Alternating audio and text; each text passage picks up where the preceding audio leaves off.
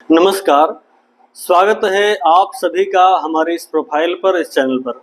दर्शकों, आज के इस वीडियो में हम बात करने वाले हैं कन्या राशि को लेकर के। कन्या राशि वालों के लिए आने वाला जो मास है, महीना है यानी सितंबर का, वो किस प्रकार से शुभ या अशुभ परिणाम देने वाला है। दर्शकों, अगर हम बात करें कन्या राशि की, तो कन्या राशि वाले अपने आप में अद्भुत हैं। अद्भुत क्षमता है इनके अंदर और बड़ी ही सौम्यता, सुशीलता और साथ ही साथ में कहें पवित्रता और अपने आप में अद्भुत बुद्धिमता इनके अंदर विराजमान है। और ऐसे सौम्यशील स्वभाव वाले कन्या राशि के जातक अपने आप में अद्भुत हैं, अद्भुत गुणों के भंडार हैं। इन राशि वालों के लिए आने वाला जो मास है, सितंबर का महीना, वो किस प्रकार से व्यतीत होगा, इस मास में आपको क्या कुछ करना है, क्या कुछ नहीं करना, यानी किन क्षेत्रों में निवेश करना आपके लिए फायदेमंद रहेगा, किन क्षेत्रों में निवेश करना नुकसानदायक भी हो सकता है। यानी इस माह में कोई नया कार्य करें या ना करें, किस क्षेत्र में नौकरी या व्यापार में कोई परिवर्तन करना चाहते हैं, कोई बड़ा निवेश करना चाहते हैं, ऐसे में इस माह में करना ठीक रहेगा या नहीं ठीक रहेगा, इन विषयों को आज इस वीडियो के माध्यम से समझते हैं। दर्शकों, अगर हम बात करें कन्या राशि की, तो कन्या राशि के जातकों के लिए इस समय अगर हम देखें तो कहीं न कहीं आपकी राशि से मंगल आपकी राशि में गोचर कर रहे हैं। अब ऐसे में मंगल आपकी राशि में गोचर कर रहे हैं, तो एक तरह से देखा जाए तो ये भी कहा जा सकता है कि आपके अंदर कहीं न कहीं इस माह में देखेंगे उग्रता का भाव आ सकता है।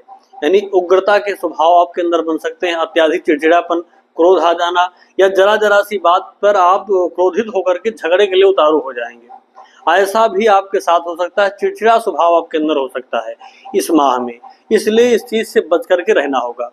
अब क्योंकि शनि मंगल की आपस में परस्पर दृष्टि है, संबंध है, सप्तम में शनि गोचर कर रहे हैं, लग्न भाव में आपके आ गए हैं मंगल। अब ऐसे में दोनों का योग और संयोग, परस्पर दृष्टि का संबंध जो है, ये बहुत अच्छा नहीं है। शनि की दृष्टि ऑलरेडी कहीं न कहीं आपके लिए जो कार्य आप कर रहे हैं, उन कार्यों में विलंबता ला ही रही। हर क्षेत्र में कहीं न कहीं आप विलंबित हो रहे हैं, परेशानी उठा रहे हैं। साथ में मंगल भी आ गए इस महीने में, तो इस महीने में आपके अंदर अत्याधिक क्रोध आदि की उत्पत्ति कर सकते हैं, जिस कारण आप कई बार अपने पारिवारिक जीवन, अपने वैवाहिक जीवन में चिड़चिड़ापन और क्रोध के कारण कहीं न कहीं बिखराव की स्थिति, या फिर देखा जाए तो वैवाहिक सुखों को कमी आपके वैवाहिक सुखों में आ सकती है। ऐसे भी योग इस माह में बन सकते हैं। इसलिए इन विषयों से, इन चीजों को ध्यान रखते हुए इस पर आप बहुत अपने हद तक कंट्रोल करने का प्रयास करें और अपने मन को, अपने ध्यान को, अपने दिमाग को कहीं न कहीं शांत रखने का कार्य करें, इससे आपको लाभ होगा। अब बात करें वहीं पर सूर्य बुध एक साथ में आपकी राशि से इस महीने में गोचर कर रहे हैं द्वादश भाव में। ऐसे में द्वितीय भाव में यानी द्वादश भाव में गोचर कर रहे सूर्य बुध कहीं न कहीं आपके अंदर अनिद्रा का भी कारक बन सकते हैं, या फिर व्यर्थ की यात्राएं भी करा सकते हैं, क्योंकि साथ में केतु भी बैठे हुए हैं। ऐसे में व्यर्थ की यात्रा और व्यर्थ के खर्च भी इस महीने में हो सकते हैं। तो देखा जाए तो कहीं न कहीं अब आपको इन चीजों से सावधान रहने की आवश्यकता है।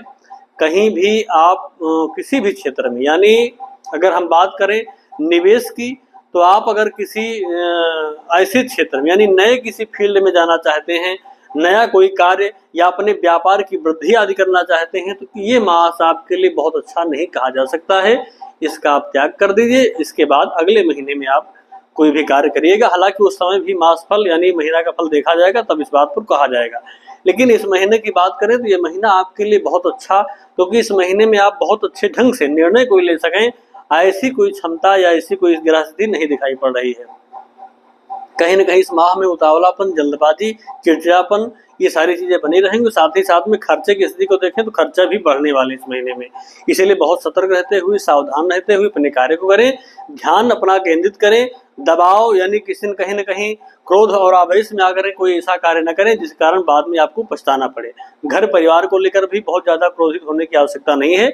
कोई भी कार्य अगर किसी प्रकार से कोई कार्य ढंग से नहीं भी हो रहा है, तो उसको कहीं न कहीं समझाने का प्रयास करें, ना कि झगड़ा और लड़ाई करने का प्रयास करें।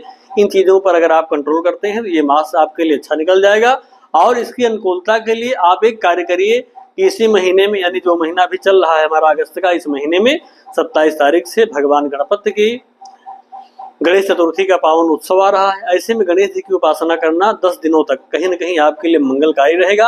आप संकट नाशन गणेश स्तोत्र का पाठ कर लीजिए, गणेश अथर्वशीष का पाठ करिए। भगवान गणेश जी की कृपा से कहीं न कहीं ये मास भी आपके लिए अच्छा फल देने वाला होगा और हंसते खेलते हुए आनंद पूर्वक ये मास आपके लिए व्यतीत हो जाएगा। तो दर्शकों, आज के लिए बस इतना ही। पुनः मिलेंगे नए वीडियो, नई जानकारी के साथ। तब तक के लिए आप सभी को नमस्कार।